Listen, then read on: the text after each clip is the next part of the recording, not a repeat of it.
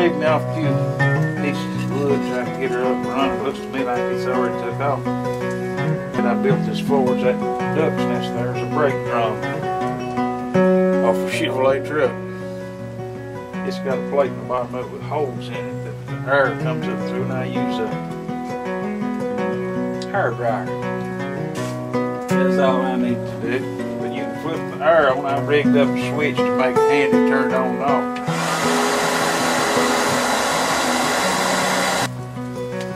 Some of this coke that I had from a previous fire, I'm going to ease the chunks around the outside of it.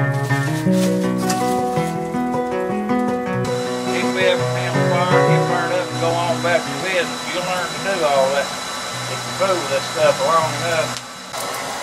Like I said, some of the things that you learn to do, you might surprise you. That's like a can of water.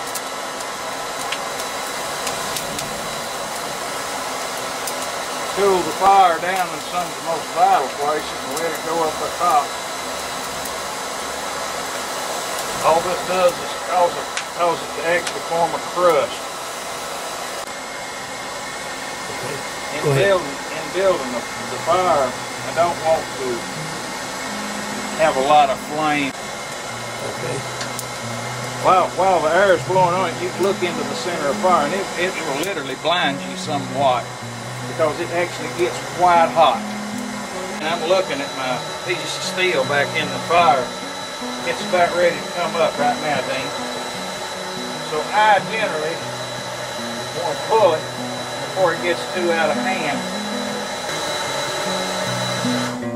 This is just about it. It turns to a bright orange.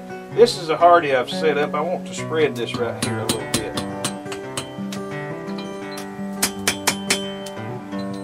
And I'll go down over top of it.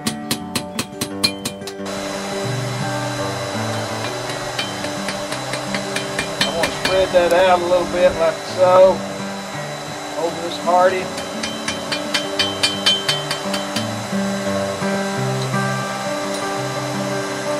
This is going to be a connecting point of a ladle that I made.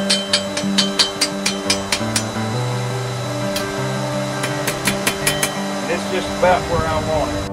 If you look at this fire now, it's getting to the point where it's really nice to work with. Whatever you can see by looking back under here, there's coal up above it, but it's hollowed out back under it a little bit. This is why I call it working in a cave. Right there, that edge out a little bit closer. You do this by just expanding.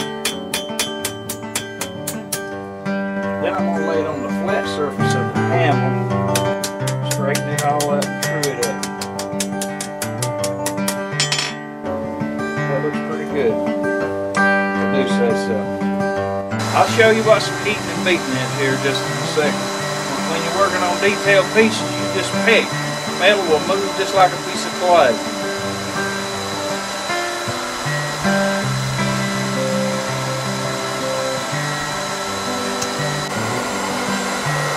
Before we run out of fire, the main thing I really want to do is I'm going to do something that's called upsetting. I've got a 3/4 inch steel bar in here. And what I'm talking about upsetting is just to make it bigger at the bottom. Right over that piece of steel, I'm going to cool the outside edge and watch it turn white in there. That is hot stuff. I've got white heat right down around that piece of steel.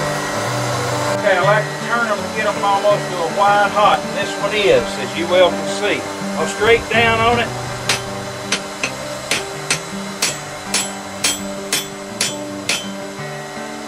See the end of it swelling? I can.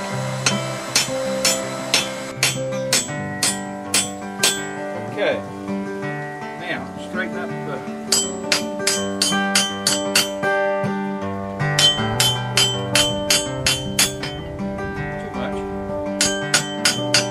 I can literally swill this out to twice its size or whatever if I want to take the time and do the heat and fire. What I want to do before we run out of fire here is I'm going to show you that I mentioned drawing something out to a point, and I'll show you how we do that. I found a piece of scrap here. I'll show you how that happens. When you're drawing a piece of steel out, you're just basically thinning it down like a piece of clay or whatever.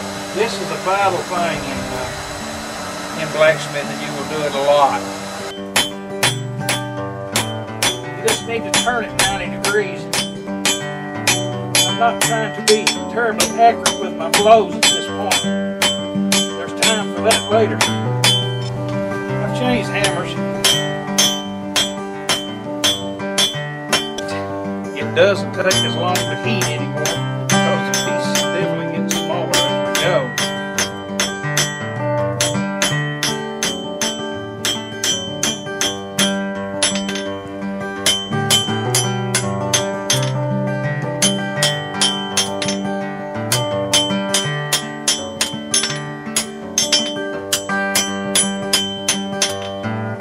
We started out from a square point, just like on the base of this.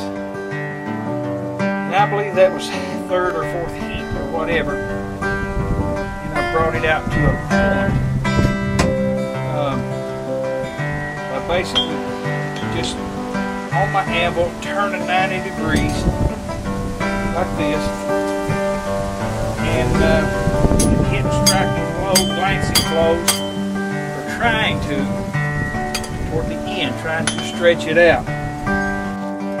Okay, I've drawn this out, and I'm going to show you how people do they use the horn of the anvil to do bends. If it looks right to me, it's right.